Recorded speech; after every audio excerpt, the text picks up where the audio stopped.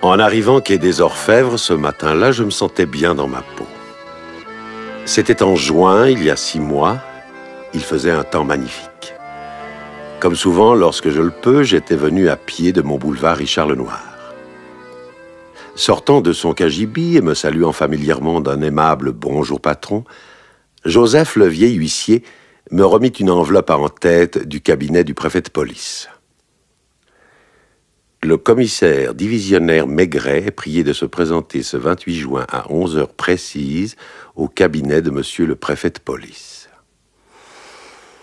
J'avais senti le sang me monter aux joues.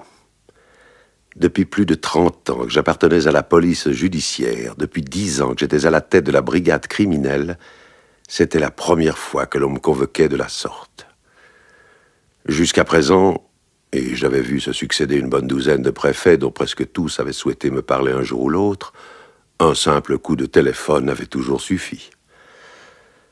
En fonction, depuis peu, celui-là était jeune, bardé de diplômes, comme il se doit, et plutôt pet sec, disait-on.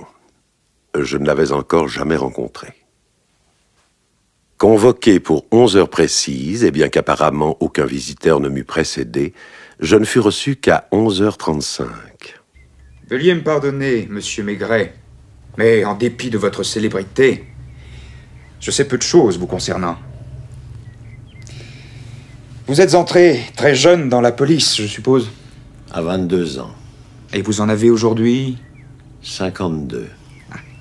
Autrement dit, à 3 ans de la retraite. C'est exact, oui. Vous avez débuté directement à la PJ. De mon temps, on ne débutait pas à la PJ, monsieur le préfet. J'ai commencé dans un commissariat d'arrondissement, celui du 9e.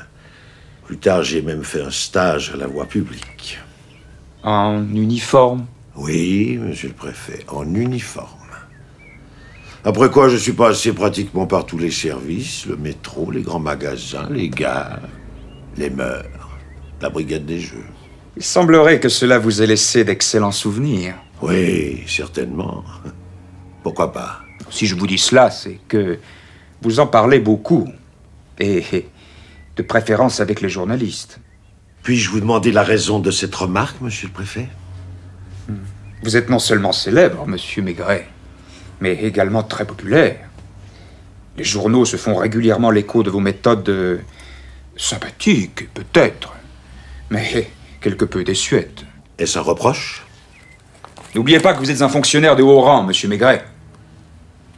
Je n'apprécie guère, en effet, que l'on puisse vous rencontrer à toute heure du jour et de la nuit, dans des cafés, bistrots et autres bars mal fréquentés. Ce sont les méthodes de vos débuts, soit. Et peut-être ont-elles eu du bon, mais bien des choses ont changé, commissaire, depuis cette époque. Bien des gens aussi, monsieur le préfet. Depuis l'époque de mes débuts, j'ai effectivement vu défiler 9 directeurs de la PJ et 11 préfets de police.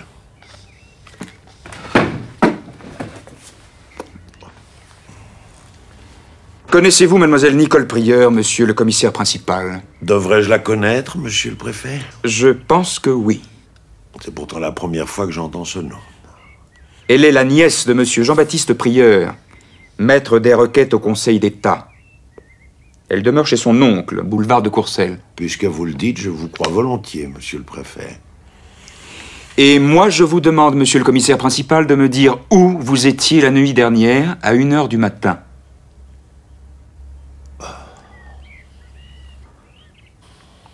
Hier soir, lundi, j'ai dîné chez moi, en compagnie de ma femme.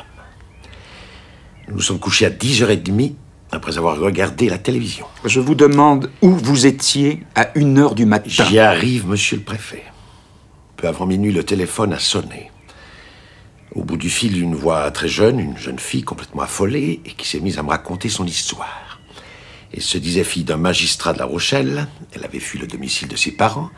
Elle était arrivée la veille au soir à Paris, où elle n'avait jamais mis les pieds. On pourrait s'étonner qu'une petite provinciale débarquant à Paris pour la première fois connaisse votre numéro de téléphone. Mais je me suis laissé dire que vous figuriez encore à l'annuaire. Est-ce exact? Oui, c'est exact. à l'usage de vos indicateurs éventuels, je suppose. Au poste que vous occupez, monsieur le préfet, on peut se permettre de mépriser les indicateurs. Au mien, non. Passons. Cette jeune fille vous aurait donc téléphoné... Cette jeune fille m'a téléphoné. Pour vous appeler au secours, j'imagine. En quelque sorte. Elle m'avoua qu'elle était ivre et prétendit qu'on l'avait forcée à boire. Le compagnon d'une amie venue l'attendre à la gare et chez qui elle s'était retrouvée. L'homme l'avait fait boire et avait tenté ensuite d'abuser d'elle. Terrorisée, abandonnant son sac et ses bagages, elle était parvenue à s'enfuir. Et c'est alors que l'idée lui vint d'appeler le célèbre commissaire Maigret, lequel, au lieu d'alerter tout simplement le commissariat du quartier, s'empresse de se lever et de voler lui-même au secours de la malheureuse. Vous rendez-vous compte, monsieur le commissaire principal, du mauvais roman que vous êtes en train de me raconter, là?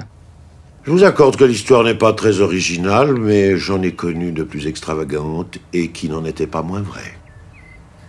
Savez-vous, monsieur le préfet, combien de jeunes filles débarquant à Paris... Oui, je sais, merci. L'ennui, voyez-vous, c'est que cette jeune fille n'a rien d'une provinciale et que sa version des faits est totalement différente. Cette jeune personne est rentrée au domicile de son oncle ce matin à 8 heures, à garde, défaite, presque inconsciente. Son récit a tellement ému le conseiller d'État qu'il a téléphoné personnellement au ministre de l'Intérieur. Mis au courant à mon tour, j'ai immédiatement envoyé prendre la déposition de mademoiselle Prieur. Ne croyez-vous pas qu'à 3 ans de la retraite, monsieur Maigret, mieux vaudrait éviter un scandale? Est-ce une façon de réclamer ma démission? Mon devoir serait de l'accepter. Pourquoi serait? Parce que j'entends que vous lisiez d'abord la déposition que voici, de mademoiselle Prieur, et qu'ensuite vous rédigiez immédiatement et dans les moindres détails votre version des événements.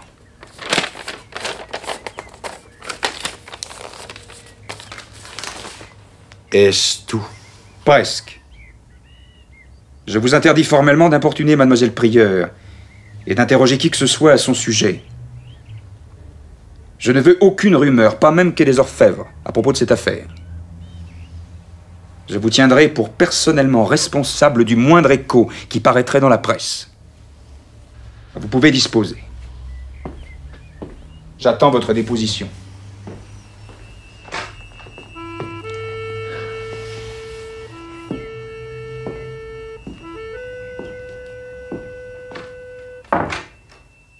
De toute ma carrière, et même de toute ma vie, jamais je n'avais ressenti pareille humiliation. Et tout cela parce qu'un morveux de préfet qui n'aimait pas les policiers de la vieille école... Au dehors, je fus surpris de retrouver le soleil, la chaleur, les odeurs et les couleurs de la vie quotidienne. Rentré à mon bureau, ayant lu la déposition de mademoiselle Nicole Prieur, je fis venir le brave Janvier et lui tendis le document. Tiens, lis. Qu'est-ce que c'est? Lis, tu vas comprendre. À mesure qu'il lisait, je vis Janvier passer de la surprise à la stupéfaction, puis à la colère, se trémoussant, poussant de petits grognements rageurs et finalement explosant. Oh non, mais c'est pas vrai! C'est une blague! Mais d'où vient ce torchon? De chez le préfet en personne. Il y attache une grande importance, il s'attend à recevoir incessamment ma démission. Non, écoutez, patron, on est en juin, pas en avril. C'est très sérieux, Janvier. Et même dangereux, probablement. J'aurais rencontré cette fille la nuit dernière, dans l'un des bistrots qui me reproche de fréquenter. Je l'aurais abordée, l'aurais fait boire avant de l'emmener à l'hôtel pour tenter d'abuser d'elle. Mais... Et le plus fort, pour ne pas dire le plus inquiétant, c'est que tout cela est presque vrai. Comment ça? Je n'ai pas abordé cette gamine, bien entendu. C'est elle, au contraire, qui m'a téléphoné tiré de mon lit. Lorsque je l'ai rejointe dans le café qu'elle m'avait indiqué, elle était totalement ivre. Jusque-là, rien de trop grave. Mais la suite peut effectivement prêter à confusion. Car devant son état, et ne lui connaissant aucune adresse, je l'ai conduite dans un hôtel, où je me suis vu contraint de la déshabiller partiellement. comment? Je ne lui ai retiré que ses chaussures et sa robe, afin qu'elle repose mieux. Mais le fait est que je l'ai dévêtue. Mais alors, c'est une machination. Vous êtes tombé dans un piège? Non seulement c'est probable, mais j'ai bien peur qu'il ne s'agisse d'une machination diaboliquement orchestrée. Qu'est-ce que vous comptez faire? D'abord, me renseigner. Tâcher de savoir qui est cette fille, quel genre de gens elle fréquente. Mais il va falloir faire vite. Le ministre et le préfet vont certainement donner des ordres, si ce n'est déjà fait. Dans moins de 24 heures, nous serons sans doute filés, surveillés comme de vulgaires suspects. Non, là, vous exagérez. Lucas est là? Au fichier, oui. Montre-lui ce document. Explique-lui la situation et revenez tous les deux. Nous allons voir ce que nous pouvons faire. Bon. Janvier. Oui, patron. Le préfet a été formel. Non seulement je n'ai pas le droit de bouger, mais je n'ai évidemment pas qualité pour vous employer sur cette affaire. En acceptant de m'aider, Lucas et toi, vous prenez un risque. Vous espérez quoi? Nous faire peur? Je vous préviens, c'est tout. C'est gentil, mais c'est du temps perdu. À tout de suite, patron. J'ai donné quelques directives à Lucas et Janvier, bouillant d'indignation, et puis je suis rentré déjeuner boulevard Richard Lenoir. Doucement ahuri, puis indigné, tout comme Lucas et Janvier, ma bonne Louise a écouté le récit de ma nuit tel que l'avait rapporté mademoiselle Prieur. Finalement, plus incrédule que véritablement inquiète, ma femme a bougonné sourdement.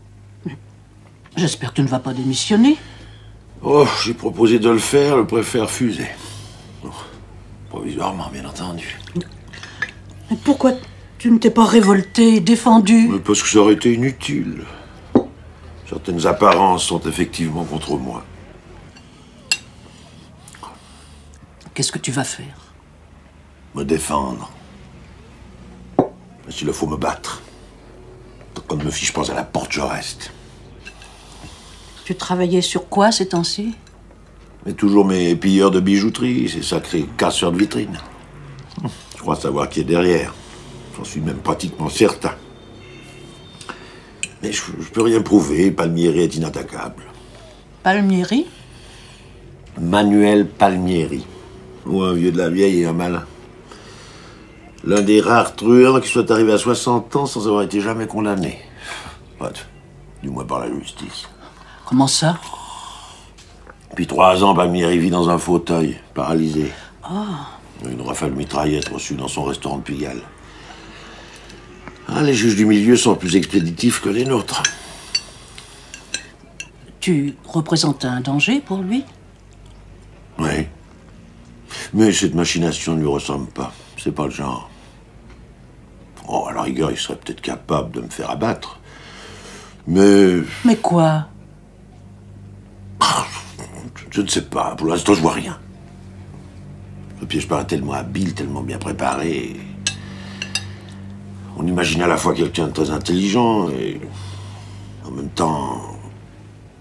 d'un peu dérangé, peut-être. Un fou? C'est possible, je sais pas. Ce qui m'inquiète et me surprend le plus, c'est... cette complice. Cette gamine de 18 ans. Évidemment, on a pu la forcer comme on l'a poussée à boire. Tu veux dire que... Qu'elle pourrait être de bonne foi et croire vraiment à ce qu'elle raconte. Ouais. Cela fera une différence? Ah oui, tout de même. Son témoignage n'en serait que plus redoutable. Un témoin de bonne foi est toujours plus dangereux qu'un menteur.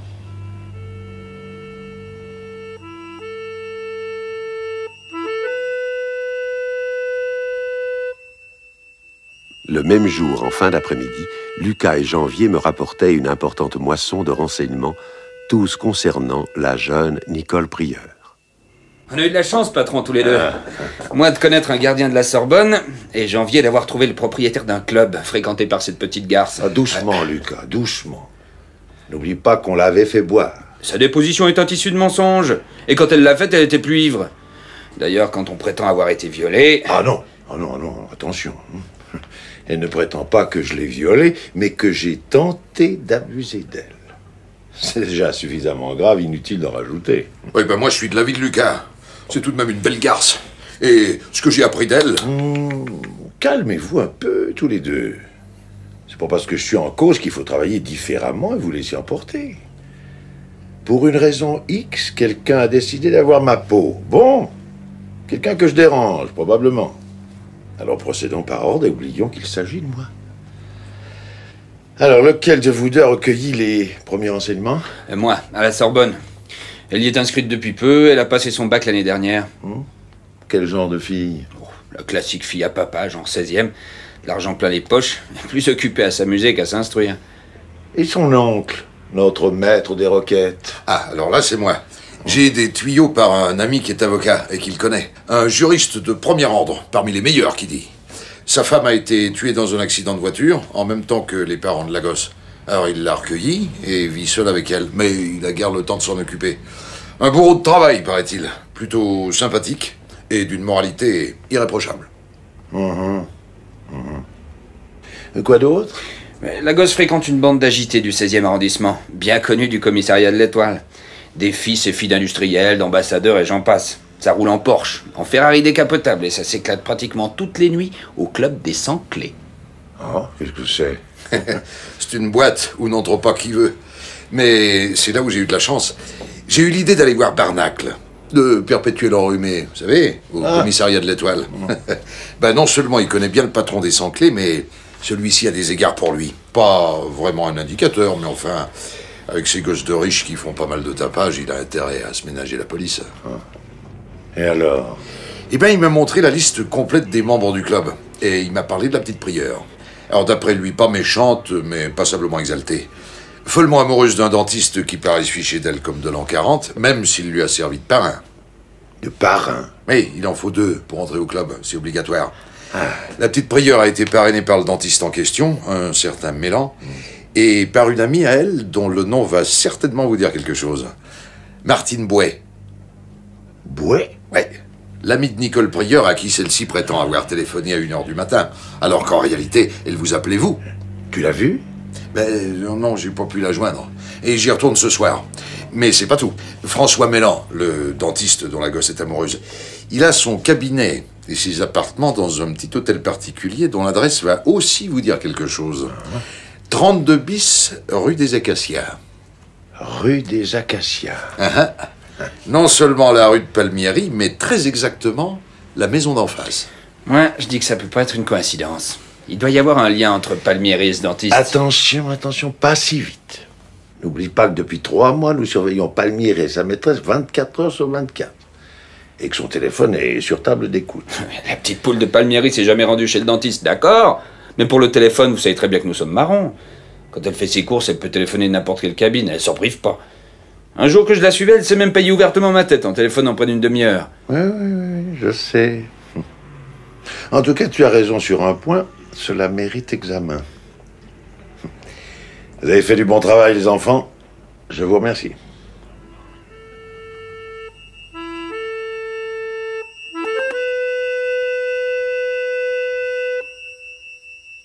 Le lendemain matin, pour la 3e fois en moins d'une semaine, je me rendis rue des Acacias au domicile de Manuel Palmieri.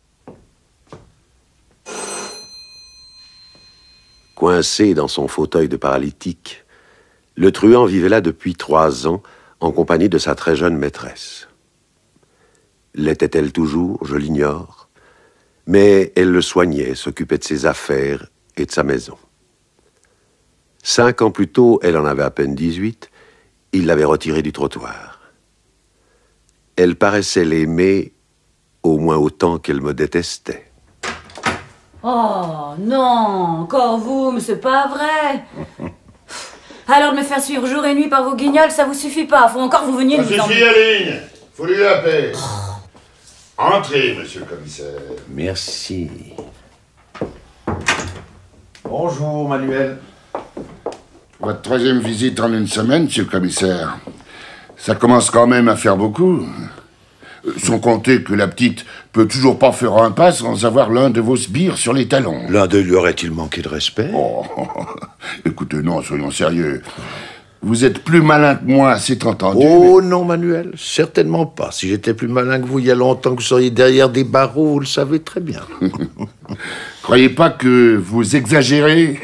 Je paye patente pour mon restaurant de Pigalle. Mes impôts, rubis sur l'ongle. Et je suis cloué dans ce fauteuil. Si c'est encore pour vos casseurs de bijouterie, je vous préviens, je ne répondrai plus. Eh ben non, justement. Aujourd'hui, je suis là pour une affaire personnelle. Comment ça, personnel? Oui, j'aimerais savoir si vous connaissez une jeune fille du nom de Nicole Prieur. Nicole Prieur? Non? Qu'est-ce qu'elle fait? L'université. Elle demeure pas très loin d'ici, boulevard de Courcelles, chez son oncle, qui est maître des requêtes au Conseil d'État. Non, mais vous rigolez ou quoi? Un conseiller d'État, je sais même pas ce que c'est. Le genre de type qu'on risque pas de voir à Pigalle, mais à ta place, je me méfierais. Il serait en train de t'endormir, ça m'étonnerait pas. Le commissaire est mon ami. Laisse-le parler. Ton ami, hein?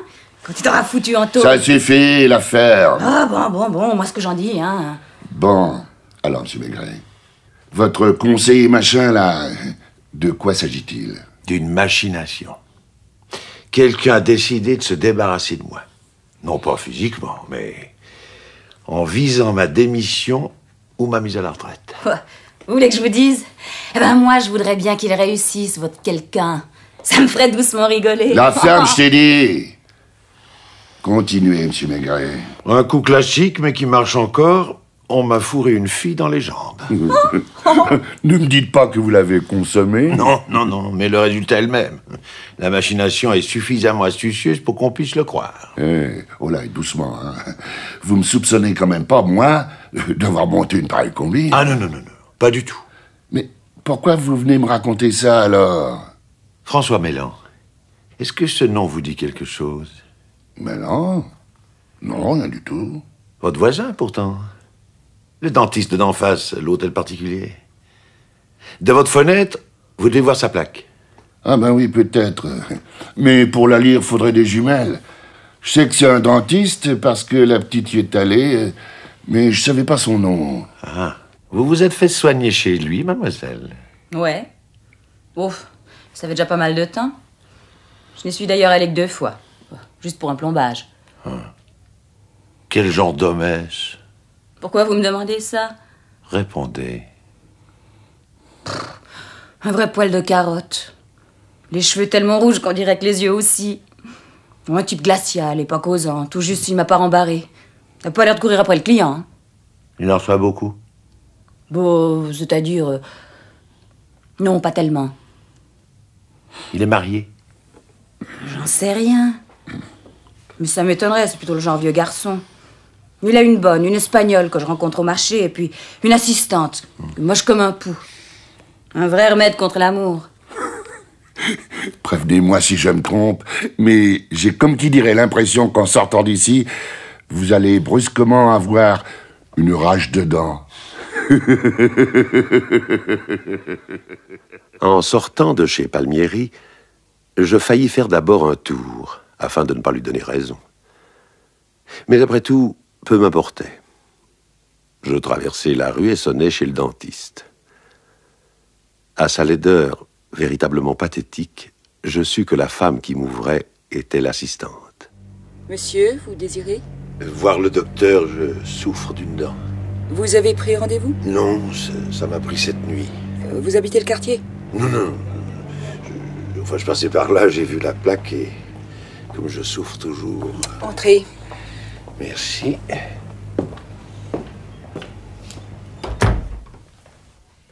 Je vais voir si le docteur peut vous recevoir. Je ne vous promets rien, mais je vais toujours remplir une fiche. Vous vous appelez? Maigret. Jules Maigret. Profession? Fonctionnaire. Âge et adresse? 52 ans, 130 boulevard Richard Lenoir. De quelle dent souffrez-vous? Une molaire, là, en haut à droite. Là. Je ne localise pas très bien. Bon, installez-vous un instant, je reviens. Merci. La maison était vieille, sombre et triste. On n'y entendait aucun bruit. Par une fenêtre qui donnait sur l'arrière, j'aperçus un semblant de jardin à l'abandon, mangé par les broussailles. L'assistante revint presque aussitôt et me conduisit dans le cabinet. Le praticien était debout, lisant la fiche qu'elle venait de lui remettre. Des cheveux d'un roux flamboyant, d'énormes lunettes aux verres très épais. L'homme n'avait rien d'un séducteur. La petite Aline avait raison. Son assistante repartit. Il leva les yeux et me salua sèchement. Monsieur? Bonjour, docteur. Merci de me recevoir.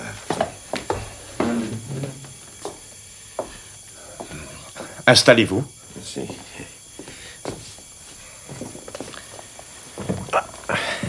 Il y a longtemps que vous souffrez? Non, ça m'a pris hier soir au moment de me coucher. Et auparavant? Ah non, rien du tout. J'ai d'assez bonnes dents. Je n'ai même pas de dentiste attitré.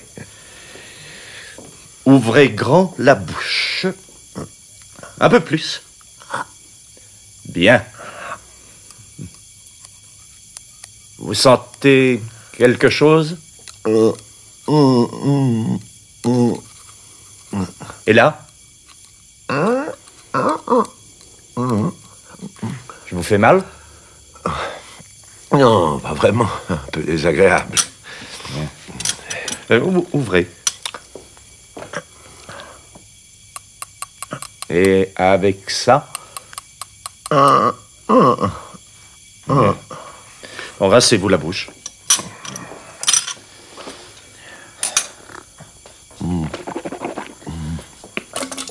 À première vue, vos dents sont parfaitement saines. Je ne vois rien qui puisse vous faire souffrir. Un peu d'arthrite peut-être ou un début de sinusite. Cela regarde votre médecin habituel. Vous ne pouvez rien? Je pourrais faire quelques radios, mais cela vous obligerait à revenir. Trouvez un dentiste près de chez vous, ce sera plus commode. Bien. Je vous dois... Voyez cela avec mon assistante. Bon, eh bien, je vous remercie, docteur. Pas de quoi, monsieur le commissaire. Qu'il m'ait reconnu ne m'avait pas étonné outre mesure. Après tout, j'avais donné mon vrai nom et des photographies de moi paraissaient assez régulièrement dans la presse. Mais pourquoi ce ton et à la dernière seconde? Défi? Sarcasme? Ou nervosité due à la peur? 1 heure plus tard, arrivant au quai des Orfèvres, je vis le vieux Joseph se précipiter, l'air affolé. Ah, patron, ah, vous voilà enfin. Le directeur veut vous voir d'urgence. Il vous a déjà fait demander 3 fois.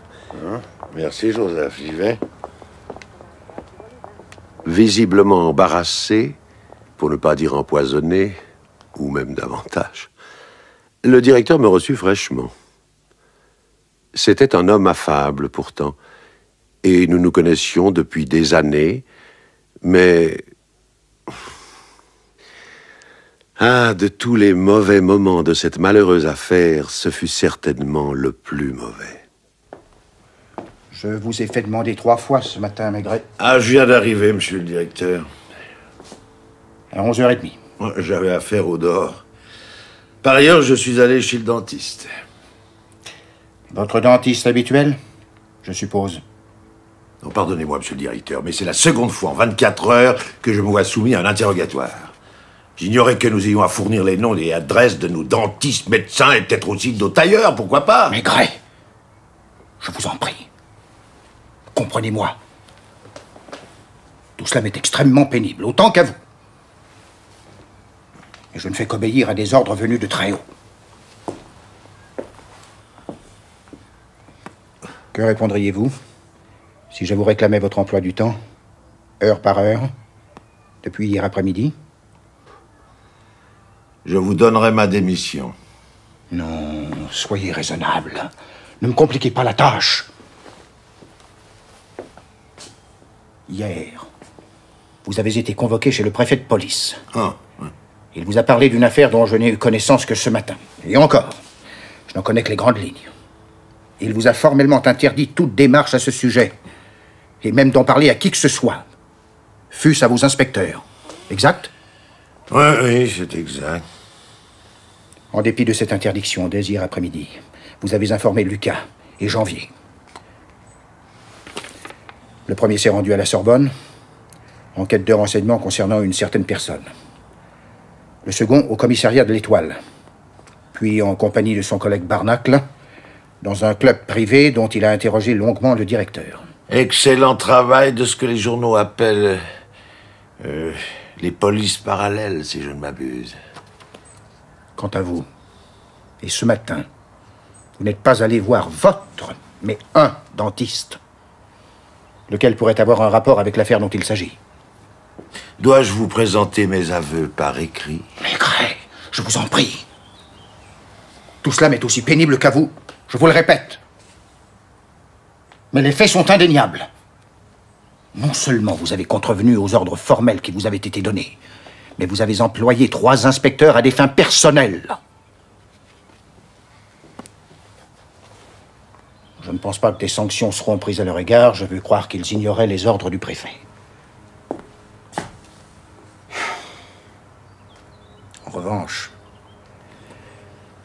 En revanche, voici la solution qui m'a été suggérée. Vous avez beaucoup travaillé ces derniers temps, et sans prendre le moindre repos. Vous allez donc prendre un congé maladie qui durera jusqu'à ce que l'enquête administrative vous concernant soit terminée. Bien entendu, et selon les règlements, vous aurez la possibilité de présenter votre défense.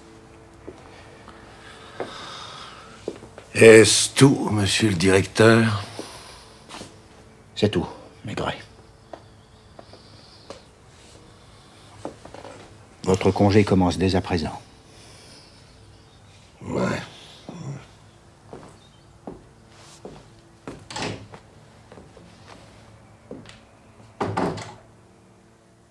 J'eus beaucoup de mal à calmer mes braves Lucas et Janvier. Ils voulaient se rendre chez le directeur, crier leur indignation et signifier qu'ils avaient agi en toute connaissance de cause. Je leur laissai mes instructions pour les affaires en cours, les avertis qu'ils continueraient sans doute d'être suivis et surveillés comme ils l'étaient depuis la veille, puis je les rassurai. Congé ou pas, je n'avais nullement l'intention d'abandonner. J'étais sur le point de sortir lorsque Janvier me rappela doucement, l'œil brillant de malice. Commissaire? Oui? J'ai un petit cadeau pour vous. Une photographie. Ah, fais voir. Oh, comment tu fais? C'est bien votre victime de l'autre nuit, non? Oui, c'est bien elle. Je suis allé faire un tour au boulevard de Courcelles. J'ai trouvé un gardien compréhensif, disons. Merci, Janvier. Je crains un peu que cela ne t'ait coûté cher, mais c'est un cadeau très utile et qui me servira sûrement.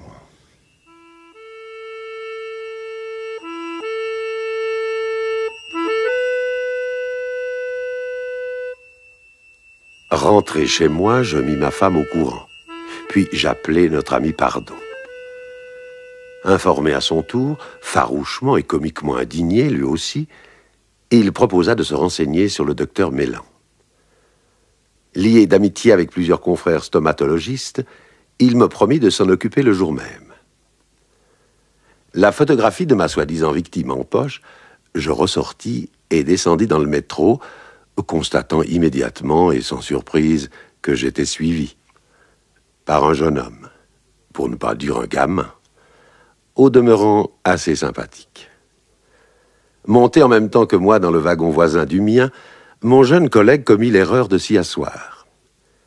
Demeuré à portée de la porte, je sautai sur le quai une demi-seconde avant que la rame ne redémarre. Après quoi, ayant gratifié le jeune imprudent d'un sourire et d'un petit signe de la main, je remontai prendre un taxi et me fis conduire rue des Acacias.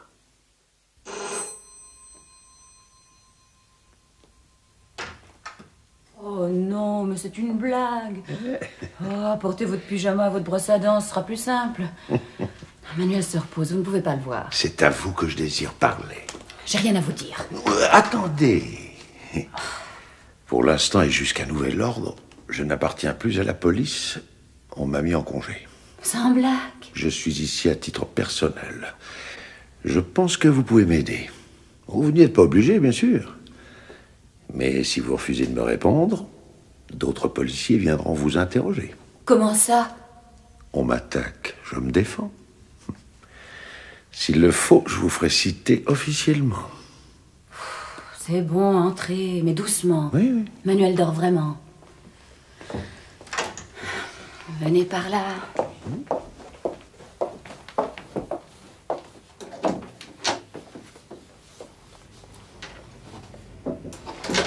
Voilà, c'est ma chambre. Oh. Si on m'avait dit qu'un jour j'y amènerais le célèbre commissaire Maigret. Bon, alors, si je comprends bien, on continue à vous faire des misères? Eh oui, on continue. Je n'irai pas jusqu'à me coucher pour vous plaindre, mais enfin, comme flic, j'ai connu pire. Emmanuel vous aime bien. Encore que j'ai jamais compris pourquoi, remarquez. Oh, tout simplement parce qu'avec lui, j'ai toujours joué carte sur table. Bon, admettons. Et alors? On vous accuse de viol, c'est ça? Ah, non. D'une tentative, c'est déjà beaucoup. Si c'était vrai, cela suffirait à me faire casser définitivement. Au fond, j'aime encore mieux vous aider. Si on vous remplaçait par une peau de vache, Manuel serait furieux. Allez-y, je vous écoute. Ce matin, en sortant d'ici, je me suis rendu chez le dentiste en face. Ouais, je sais, je vous ai vu. Eh bien, moi aussi, je vous ai vu. Vous étiez accoudé à la fenêtre et moi dans le fauteuil du docteur Mélin. Et alors? À cause de Manuel, vous vivez ici passablement enfermé. Vous ne sortez guère, sauf pour les courses. Lorsqu'il fait beau, je suppose que vous devez passer pas mal de temps à cette fenêtre qui donne sur la rue. Eh oui, que voulez-vous, on se distrait comme on peut. Par conséquent, et même sans y accorder une attention particulière, vous observez forcément la maison d'en face. Vous voyez qui entre et qui sort. Vous me demandez ça comme ça, ou bien vous savez déjà à quoi vous en tenir? Ah, répondez-moi d'abord, je préfère. Bon, écoutez, pas la peine de tourner autour, hein, seulement attention. Ce que je vais vous dire, c'est entre nous, uniquement à titre personnel. Comptez pas sur moi pour le répéter ou signer quoi que ce soit. C'est entendu, vous avez ma parole. Bon. L'année dernière, je vous l'ai dit ce matin, je suis allée en face pour un plombage. Ce que je ne vous ai pas dit, c'est que j'en étais ressortie pas mal intriguée, disons. Parce que? Parce que sa mocheté d'assistante, tout en remplissant une fiche, m'inspectait de la tête aux pieds. Elle m'a d'abord demandé qui m'avait donné l'adresse du docteur. J'ai dit que j'habitais en face. Et puis, elle m'a posé une drôle de question. Elle m'a demandé si je ne souffrais de rien d'autre. Sur le coup, ça ne m'a pas frappée. J'ai dit que non. Mais en y repensant... Enfin, bref, ça m'a paru bizarre et à partir de là... je me suis mise à observer, comme vous dites. Et alors là, j'ai compris. Très vite. À savoir? Oh ben, c'est très simple. Dans la journée, il y a ce que j'appelle les clients normaux. Hein, des hommes, des femmes, des jeunes, des moins jeunes. À 7 heures pile, l'affreuse s'en va. Et il ne reste plus dans la maison que le toubib et sa bonne. Au début, je me suis demandé s'ils couchaient ensemble. Mais je crois pas, ça m'étonnerait. Et je suis bien certaine que les femmes qui viennent le soir ne viennent pas pour ça non plus. Il en vient souvent? Ben oui, quand même. Pas toutes les semaines, mais presque. Et jamais 2 fois la même. Des filles jeunes qui arrivent une fois la nuit tombée, plus ou moins l'air de se cacher. Vous commencez à comprendre. Vous pensez que le docteur Mélin pratique des avortements, c'est ça? Oh, alors moi, je vous dis ce que je vois, hein, rien de plus. Il les reçoit dans son cabinet, mais pour le reste, Tintin, vu qu'il ferme soigneusement ses volets avant leur arrivée. Jamais 2 fois la même? Vous êtes sûr? Oh, mais si... Attendez, pour un peu j'oubliais. Depuis 2 ou 3 mois, il y a une exception. Une très jolie fille qui vient régulièrement et qu'il reçoit au premier étage, celle-là. Regardez cette photographie, voulez-vous? Oh, ah ben, c'est elle, pas de problème. Vous en êtes sûr? Ah, sale. Non, c'est pas vrai. Ne me dites pas que c'est la fille. À qui je dois d'être en congé, si. Mais peut-être plus pour très longtemps, et cela grâce à vous. Merci, Aline. Je vous en prie, commissaire. Sachant Nicole Prieur amoureuse du docteur Mélin, Je n'étais pas surpris qu'elle lui rendît fréquemment visite. C'est d'ailleurs bien pourquoi j'étais venu montrer cette photographie. Mais il y avait beaucoup plus important. Je venais d'acquérir, au cours de cet entretien, une quasi-certitude. Une explication ahurissante, à peine croyable. Et pourtant, si j'avais raison, si ma supposition était bonne, alors toute cette affaire devenait époustouflante. Je ne vois pas d'autre mot. Le soir du même jour, vers 18h, boulevard Richard-Lenoir, j'étais debout devant la fenêtre, réfléchissant. Ma femme, qui n'était pas habituée à me voir si tôt à la maison, vint derrière moi et s'inquiéta doucement. Tu es triste? Non, pas triste. Ce n'est pas le mot. Mais je me demande si je pourrais encore, lorsque tout cela sera terminé, interroger certains suspects comme je le fais depuis 30 ans. Être innocent de ce dont on vous accuse et ne pouvoir le prouver, c'est terrible, vraiment. Les grandes erreurs judiciaires ne sont pas nombreuses. Il y en a moins qu'on le croit. Mais il n'empêche. Je me demande même si... Je fus interrompu par la sonnerie du téléphone. Le docteur Pardon. Notre cher et vieux Pardon. Il avait recueilli, me dit-il, d'importants et nombreux renseignements concernant le docteur Mélan. Plutôt que de rester 1 heure au téléphone, il me proposa de passer le voir. 10 minutes plus tard, nous sommes presque voisins, il me servait l'apéritif et entamait un récit qui allait renforcer encore ma conviction. Santé. Santé. J'ai eu de la chance. Mais pas tout de suite. J'ai bien donné 10 coups de téléphone avant de... Bon, enfin bref, peu importe. J'aurais d'ailleurs pu les économiser si j'avais pensé tout de suite au professeur Vivier. Parce qu'un ami de longue date, mais perdu de vue depuis pas mal de temps. Du coup, je suis passé le voir et nous avons renoué. Il est professeur de stomatologie et il connaît très bien votre François Mélan. Il l'a eu non seulement pour élève, mais également comme assistant. Un garçon très étrange, dit-il. Une intelligence remarquable. Mais un caractère renfermé, secret, presque pathologique. L'histoire de sa vie est d'ailleurs dramatique. Et si vous n'êtes pas trop pressé, je peux vous la raconter en détail. J'ai tout mon temps. Allez-y. Bon. Notez que le professeur Vivier lui-même a connu ces détails que peu à peu, au bout de plusieurs années. Et même, surtout à la faveur d'un dîner trop bien arrosé. Mélan ne supportait pas l'alcool. Jusque-là, Vivier ne savait pratiquement rien de son enfance et de ses moyens d'existence. Mais au fait, vous l'avez déjà vu, ce Mélan? Ce matin, oui. En prétextant une rage de dents. Quelle impression?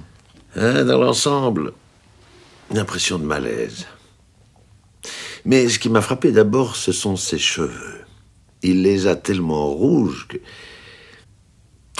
C'est peut-être idiot, mais j'ai pensé à ce qu'il avait dû endurer dès son plus jeune âge. Et surtout à l'école. Ce n'est pas idiot du tout. Ce fut effectivement dramatique. Traumatisant. Et ce n'est pourtant que le début. Ah bon? Il était le cadet de 5 enfants. Famille très pauvre. Son père était journalier dans un petit village de la Somme. Un jour, que le gosse se promenait en forêt avec l'une de ses sœurs, elle devait avoir 15 ou 16 ans et lui 9 ou 10, ils ont été attaqués par 3 voyous. Le gosse a été roué de coups et sa sœur violée sous ses yeux par les 3 hommes. Diable. Oui, comme vous dites. De quoi rester traumatisé à vie. Et c'est bel et bien ce qui s'est passé. Le gosse en est demeuré longtemps muet, physiquement incapable de parler, devenu à la fois peureux et agressif. Oui, ça s'est arrangé par la suite, mais les effets du traumatisme sont restés. À la faculté, on l'appelait le puceau. Certains pensaient même qu'il devait avoir des tendances homosexuelles. C'était faux. Ce que tout le monde ignorait, en plus, c'est que Mélan devait travailler la nuit pour payer ses études. Vivier l'a pris comme assistant, parce que c'était un travailleur acharné et très doué. Mais il n'a jamais cessé d'être gêné par son caractère et son comportement. En dehors des obligations de service, il pouvait demeurer des semaines entières sans desserrer les dents. Vivier n'a jamais vu rire ni plaisanter avec une fille. Il n'a pas essayé de le questionner à ce sujet? À une fois, si. L'autre lui a répondu qu'il se marierait peut-être un jour, mais qu'il craignait de ne pas savoir rendre une femme heureuse. Plutôt tragique, non? Oui. Mais j'ai bien peur que ce ne soit pas tout. Avec ce que vous venez de m'apprendre et au point où j'en suis, de deux choses l'une. Ou je me trompe complètement, ou c'est encore plus tragique que vous ne pouvez l'imaginer.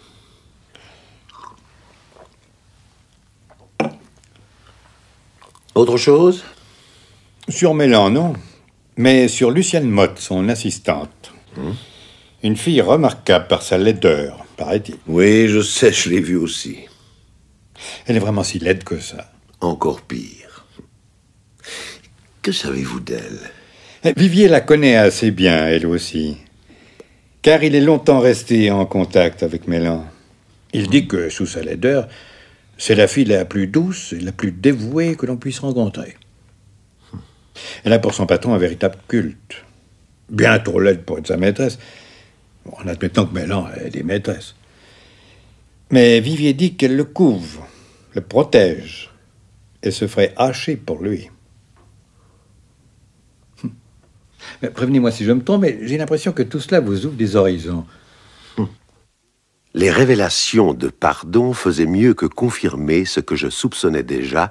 Elles m'apportaient pratiquement les quelques pièces manquantes de cet incroyable puzzle. J'étais si sûr de moi que je décidai de ne pas attendre et d'en finir le soir même. Peu avant 8 heures, ayant trouvé son adresse dans l'annuaire et guetté son arrivée, je sonnai chez Lucienne Motte, l'assistante du docteur Mélan, cette pauvre fille si affreusement laide.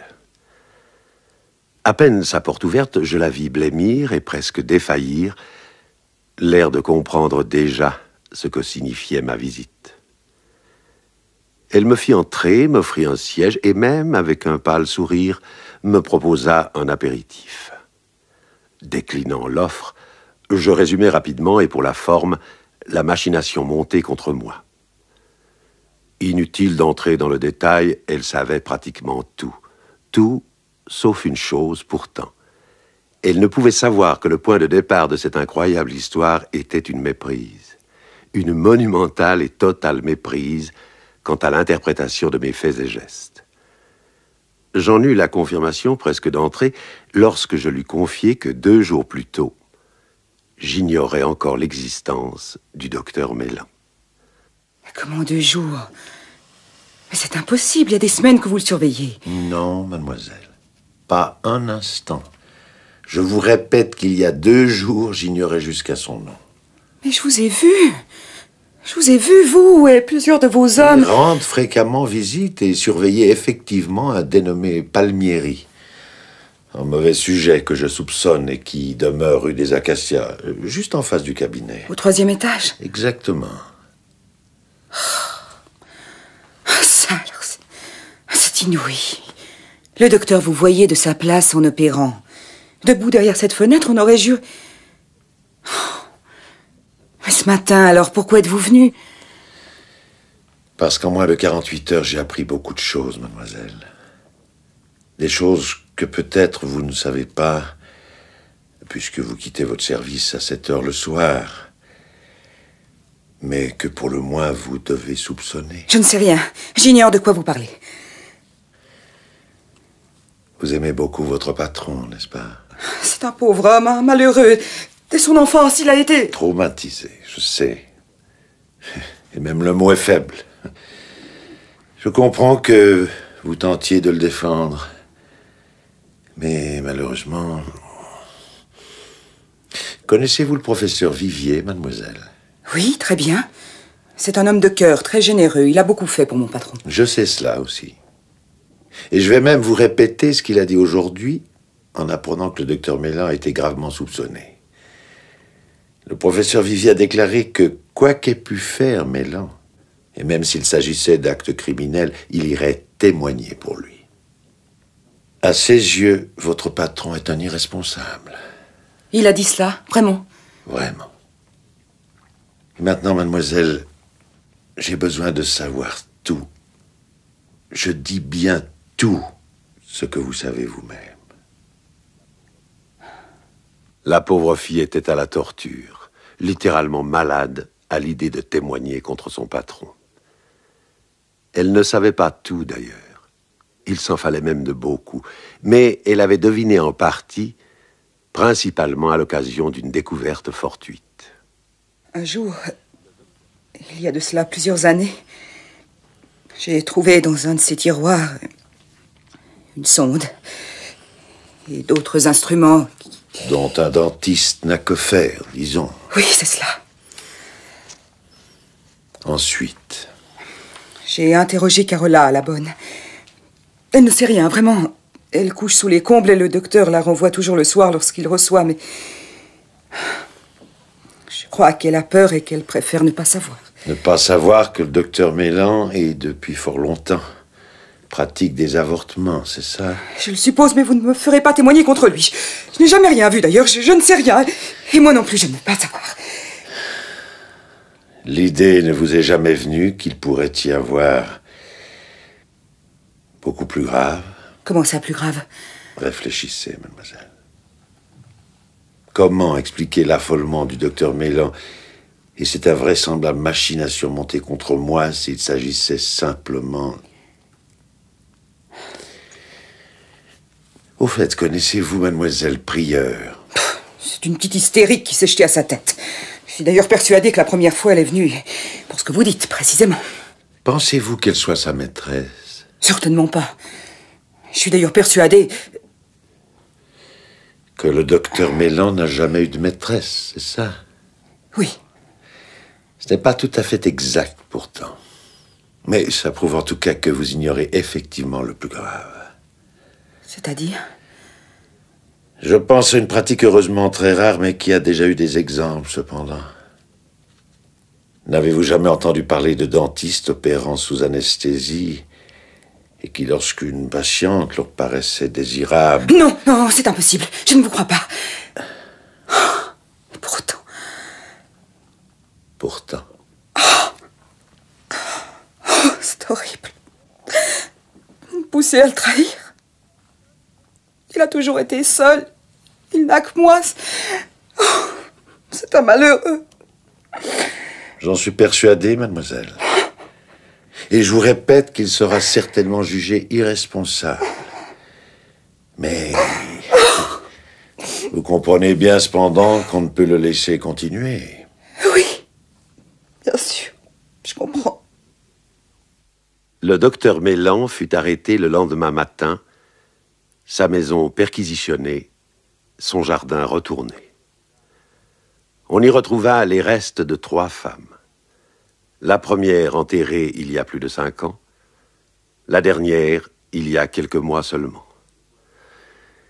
De quoi s'affoler, évidemment, le jour où le malheureux me vit rôder autour de chez lui, s'imaginant que la police était sur le point de tout découvrir.